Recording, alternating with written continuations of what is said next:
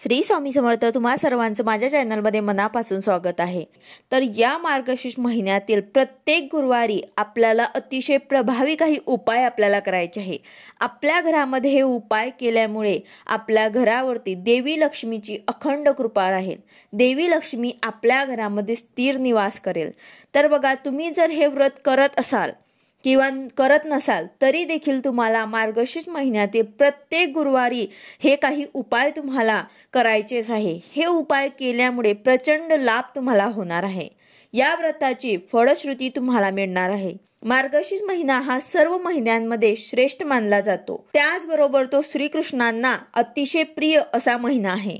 श्रीकृष्ण म्हणजे साक्षात श्री हरिविष्णूंचा अवतार आहे।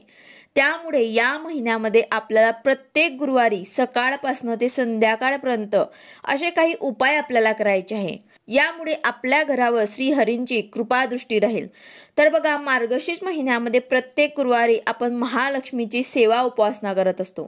तसेच गुरुवार हा भगवान श्री हरी विष्णूंना सुद्धा समर्पित आहे। तर त्यामुळे या दिवशी आपण जर काही हे उपाय केले तर आपल्या घरामध्ये कधीही धनधान्याची कधीही कमतरता भासणार नाही। एवढे हे प्रभावी उपाय आहेत। मार्गशीर्ष महिन्याच्या प्रत्येक गुरुवारी आपल्याला हे उपाय करायचे आहे। हे उपाय काय आहे आणि कसे करायचे आहे याबद्दलची संपूर्ण माहिती मी तुम्हाला आजच्या व्हिडिओमध्ये सांगणार आहे। व्हिडिओ पूर्ण बघा जेणेकरून तुम्हाला संपूर्ण माहिती मिळेल।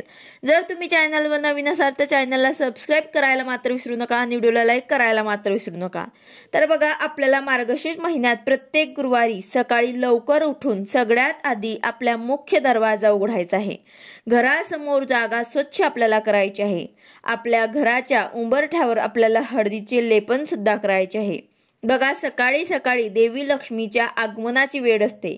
तर तेव्हा आपल्याला आपला मुख्य दरवाजा उघडा ठेवायचा आहे। हे आपल्याला रोज करायचे आहे, पण ज्यांना शक्य नाही त्यांनी फक्त मार्गशीर्ष महिन्याच्या गुरुवारी आवर्जून हे उपाय करायचे आहे। आपल्या उंबरठ्यावरती आपल्याला हळदीचे लेपन करायचे आहे। यानंतर हळदीमध्ये गोमूत्र, गुलाबजल हे सर्व मिक्स करून आपल्याला त्या हळदीने आपल्या मुख्य प्रवेशद्वारावरती एक स्वस्तिक काढायचे आहे। स्वस्तिक हे शुभ चिन्ह श्री हरिविष्णूंचं प्रतीक मानलं जातं।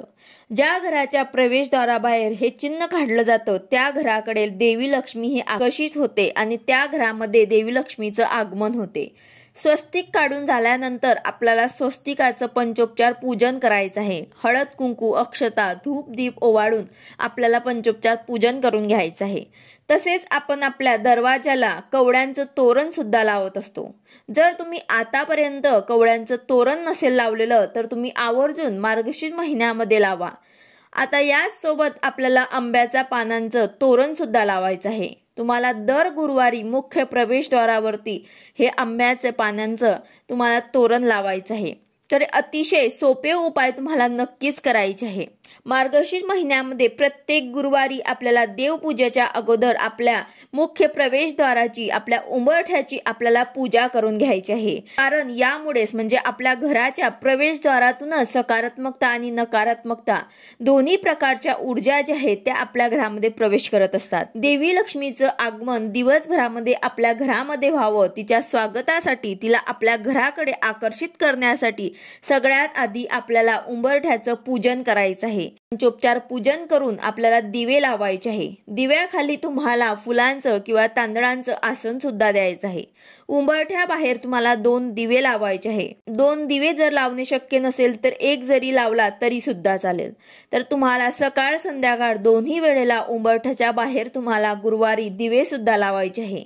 उंबरठ्याची पूजा झाल्यानंतर देवपूजा करायची आहे। देवपूजेमध्ये आपल्याला श्री हरी विष्णूंची विशेष आपल्याला पूजा करायची आहे।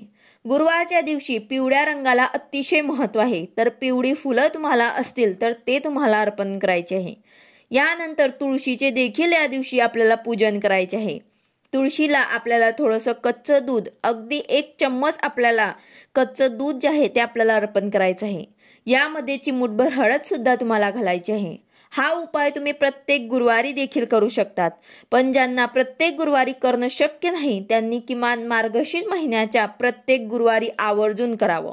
तुळशीच्या समोर सुद्धा तुम्हाला शुद्ध गाईच्या तुपाचा दिवा लावायचा आहे। सकाळ संध्याकाळ तुम्हाला शुद्ध गाईच्या तुपाचा एक दिवा सुद्धा लावायचा आहे। असं केल्याने देवी लक्ष्मी आपल्यावर प्रसन्न होते।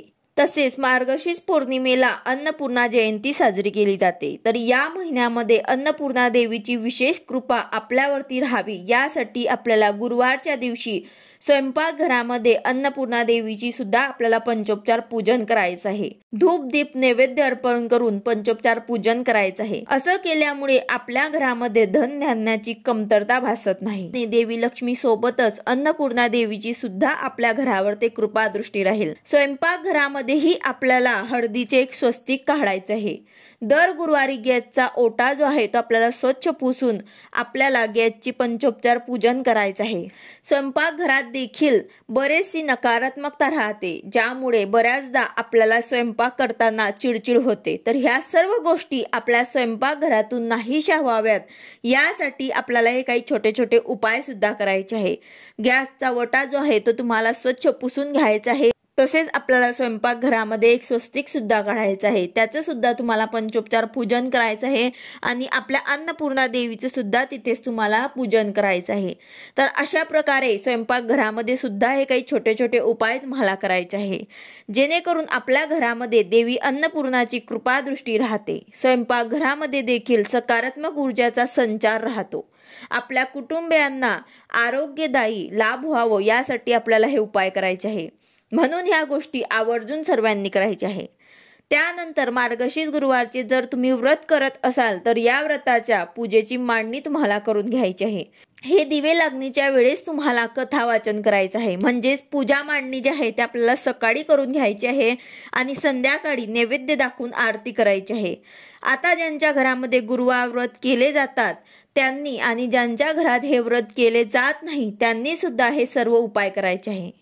उंबरठ्याचं पूजन करायचं आहे, तुळशीचं पूजन करायचं आहे, गॅसचं पूजन करायचं आहे आणि संध्याकाळी देवी लक्ष्मीला आपल्या घराकडे आकर्षित करण्यासाठी, देवी लक्ष्मीला आपल्या घरामध्ये स्थिर ठेवण्यासाठी अतिशय साधा आणि सोपा पण प्रभावशाली उपाय तुम्हाला करायचा आहे। तो म्हणजेच तुम्हाला भीमसेनी कापराच्या वड्या घ्यायच्या आहे, ते तुम्हाला तुपामध्ये भिजून घ्यायचे आहे किंवा मग भीमसेनी कापूरवरती तुम्हाला थोडंसं तूप टाकायचं आहे, शुद्ध गाईचं तूप टाकायचं आहे आणि त्यात तुम्हाला 2 लवंग किंवा मग तुम्ही 2 वेलची सुद्धा घेऊ शकता। यामधनं तुम्ही कुठलाही एक वस्तू घेऊ शकतात। या वासामुळे देवी लक्ष्मी आपल्या घराकडे आकर्षित होत असते। तर बघा, यामध्ये शुद्ध गाईचं तूप आपण टाकलेलं आहे, तर हा कापरानेच आपल्याला पेटून घ्यायचा आहे। यामध्ये टाकलेल्या 2 लवंगांमुळे आपल्या घराकडे देवी लक्ष्मी आकर्षित होते। यानंतर आपल्याला अजून एक प्रभावी उपाय करायचा आहे, तो म्हणजेच आपल्याला कुबेर पोटली तयार करायची आहे।